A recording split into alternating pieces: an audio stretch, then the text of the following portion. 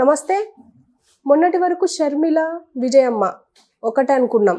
కానీ ఇప్పుడు షర్మిలకి విజయమ్మ వ్యతిరేకంగా, అలాగే షర్మిలకు పోటీగా నిలబడబోతున్నారు అని చెప్పి ఒక టాక్ వినిపిస్తుంది. అది ఎంతవరకు నిజము, అది నిజమైతే ఎలా ఉండబోతుంది అనేది మనతో పాటు వివరించడానికి దాము బాలాజీ సీనియర్ జర్నలిస్ట్ ఉన్నారు. ఆయన అడిగి తెలుసుకుందాం. నమస్తే సార్. నమస్తే సార్, ఇప్పుడు షర్మిలకి ఆమె ఎక్కడ ఉంటే నేను అక్కడ వెళ్ళి పోటీ చేస్తాను అని చెప్పేసి విజయమ్మ అన్నారు అని వినిపిస్తుంది. అది నిజమంటారా? దాని తర్వాత ఒకవేళ నిజమైతే పరిణామాలు ఎలా ఉండబోతున్నాయి? మామూలుగా సినిమా స్క్రిప్ట్లో ప్లాట్ థికెన్స్ అంటారు. అంటే సినిమా స్టార్ట్ అయ్యే కొద్దిగా ముందుకెళ్ళే కొద్దీ థిక్ అయిపోతుంది ప్లాట్. అలాగా ఏపీ రాజకీయాల్లో షర్మిల ఎంటర్ అయినాక డే 1 నుంచే ఈ అమ్మాయి అగ్రెసివ్గా వెళ్ళింది. అయితే ఇప్పుడు మోర్ కాంప్లెక్స్ అయిపోతుంది వీళ్ళ వ్యవహారం, అన్నా చెల్లెల వ్యవహారం. అంటే బిగినింగ్లో వైసీపీ వాళ్ళు కొద్ది కన్ఫ్యూజన్లో ఉన్నారు. ఈ అమ్మాయిని ఎలా ఢీకొనాలి, ఎట్లా మాట్లాడాలి, ఎందుకంటే జగన్ చెల్లెలు అయిపోయింది, వైఎస్ రాజశేఖర రెడ్డి కూతురు. సో మిగతా వాళ్ళని డీల్ చేసినట్టుగా, మిగతా వాళ్ళ మీద విరుచుకుపడినట్టుగా ఈ అమ్మాయి మీద విరుచుకుపడే పరిస్థితి లేదు. అందువల్ల సైలెంట్గా ఉన్నారు. ఏదైనా మాట్లాడినా కూడా ఎవరో కొంతమంది సుబ్బారెడ్డి లాంటి వాళ్ళు చెప్పారు తప్ప బలంగా లేదు. అయితే ఇప్పుడు ఏమైందంటే రాను వీళ్ళే ఎవరు సజ్జల రామకృష్ణారెడ్డి వీళ్ళు మాట్లాడడం మొదలుపెట్టారు.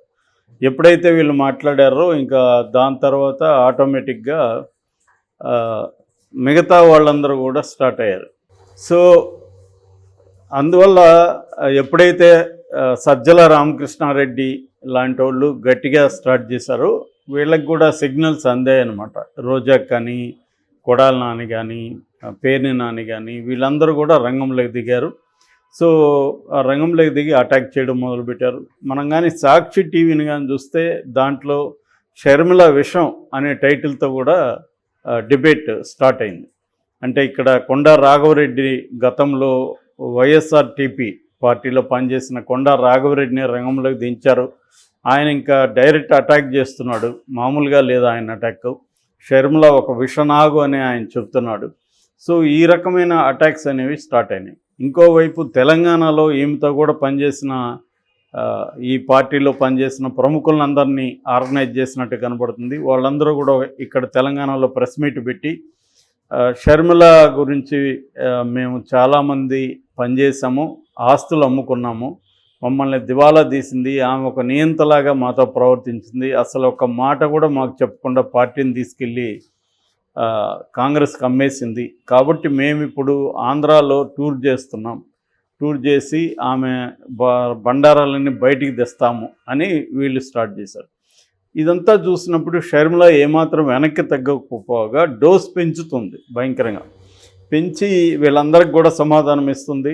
నేను ఒక పైసా సహాయం కూడా జగన్ నుంచి ఆశించలేదు, ఏ రకమైన పదవి ఆశించలేదు, విజయమ్మని అడగండి, విజయమ్మని వచ్చి చెప్పమనండి అని మాట్లాడితే విజయమ్మ పేరు తీస్తుంది ఆమె. దాంతో జగన్ కూడా ఈ షర్మిల ఫ్యాక్టరీని తక్కువగా అంచనా వేయకూడదు అని రంగంలోకి దిగినట్టుగా మనకు అర్థమవుతుంది. ఆంధ్రప్రదేశ్ సండేలో కూడా కొత్త పలుకులో ఒక రకంగా జగన్ వెళ్ళి విజయమ్మ కాళ్ళు పట్టుకున్నాడు, చెల్లి దెబ్బకి దిమ్మ తిరిగి అమ్మ కనిపించింది అని రాశాడు అనమాట. అంటే దీని ఎసెన్స్ ఏంటంటే జగన్ షర్మిల ఫ్యాక్టరీని తక్కువగా అంచనా వేయకూడదు అని అనుకున్నట్టుగా మనకు తెలుస్తుంది. మామూలుగా అయితే షర్మిల వల్ల అక్కడ ఏమన్నా పెద్ద ఎత్తున కాంగ్రెస్ కూపు వస్తుందా అంటే వచ్చే అవకాశం లేదు. ఈవెన్ కాంగ్రెస్ వాళ్ళే చెబుతున్నారు. ఆ ఉండవల్లి కూడా నేను చెప్పాడు, ఇంక 2 నెలలు ఉంది, 2 నెలల్లో ఏమి అయిపోతుంది, కాకపోతే కొద్దిగా బెటర్గా ఉండొచ్చు అనేదే వాళ్ళు చెప్తున్నారు. లాస్ట్ టైము 1% కూడా లేదు, అది 100 కంటే తక్కువ వచ్చింది కాంగ్రెస్కి. ఈసారి మహా అంటే 2-3% వచ్చే అవకాశం ఉంది తప్ప ఎక్కడ కూడా డిపాజిట్లు వచ్చే అవకాశం కూడా లేదు. అది కూడా ఏంటంటే కాంగ్రెస్లోకి ఎవరైనా అసంతృప్తివాదులైన ఎమ్మెల్యేలుగా ఉన్నవాళ్ళు వాళ్ళు వచ్చి చేరితే వాళ్ళ పర్సనల్ దీనికి యాడ్ అయ్యే అవకాశాలు ఉంది తప్ప షర్మిల వల్ల మొత్తం గుంపగొత్తగా ఓట్లన్నీ ఆమెకు పడిపోయే పరిస్థితి అయితే లేదు. కానీ ఫ్యామిలీ మ్యాటర్స్ని బయటికి తీయడం అనేది ప్రాబ్లం అవుతుంది జగన్కి కూడా. ఎందుకంటే ఎప్పుడైనా కూడా ఇంట్లో వాళ్ళు బయటకు వచ్చి మాట్లాడితే దాని విశ్వసనీయత ఎక్కువ ఉంటుంది. బయట వాళ్ళు విమర్శించడం వేరు, ఒక ఇంట్లో వాళ్ళే వచ్చి చెబుతున్నారంటే వీళ్ళకి అన్నీ తెలుసు అనేది వేరు. అందుకని ఇప్పుడు కొత్తగా షర్మిల ఏం చేయబోతుందంటే వివేకానంద రెడ్డి హత్య కేసును కూడా బయటికి తీసి దానికి కూడా కారణం వీళ్ళే అని చెప్పబోతుందని కూడా అంటున్నారు. సో ఈ కాంటెక్స్ట్లో జగన్ ఏం చేస్తున్నాడంటే షర్మిల ఫ్యాక్టరీని డీల్ చేయాలంటే తల్లి తప్ప ఇంకెవరు కూడా ధీటుగా డీల్ చేయలేరు అని చెప్పి ఆమెను దించుతున్నట్టుగా తెలుస్తుంది.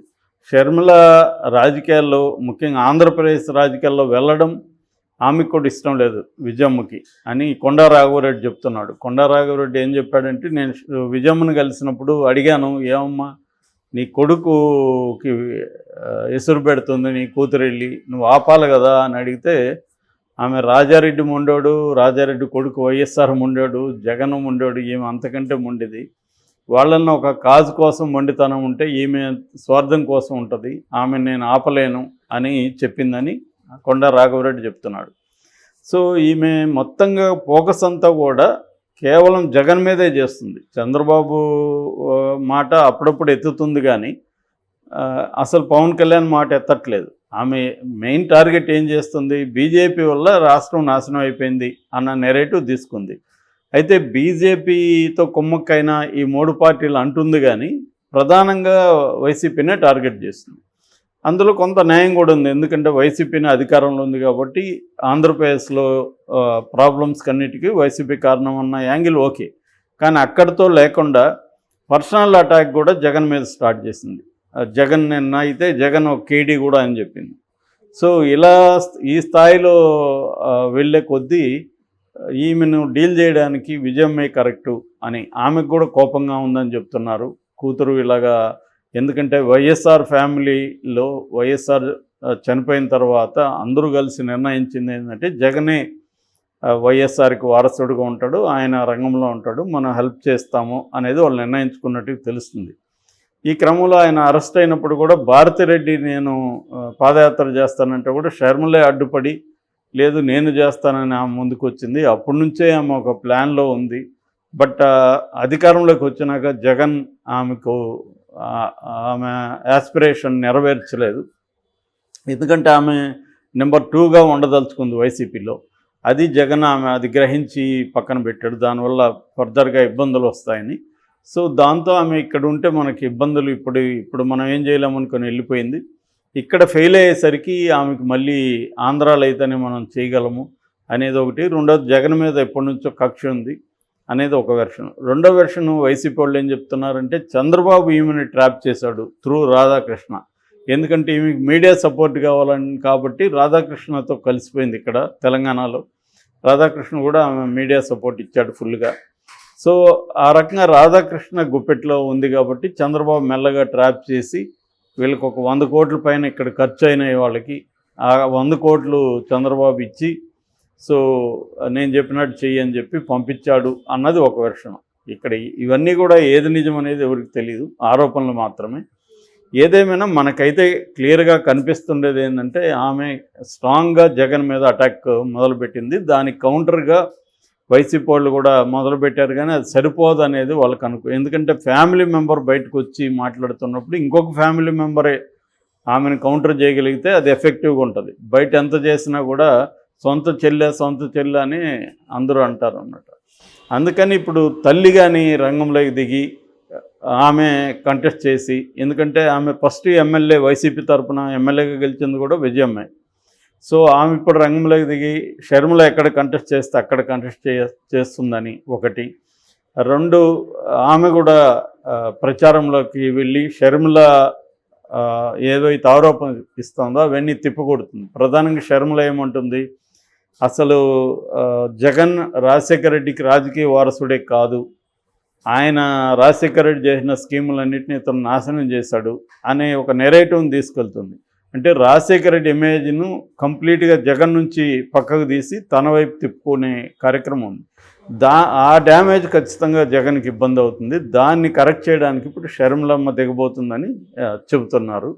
సో ఇది కానీ దిగితే షర్మిలకు కూడా ఇబ్బంది అవుతుంది. ఎందుకంటే అదొక బిట్టర్ ఇదవుతుంది. ఓవరాల్గా ఫ్యామిలీకే కొంత ఇబ్బంది అవుతుంది.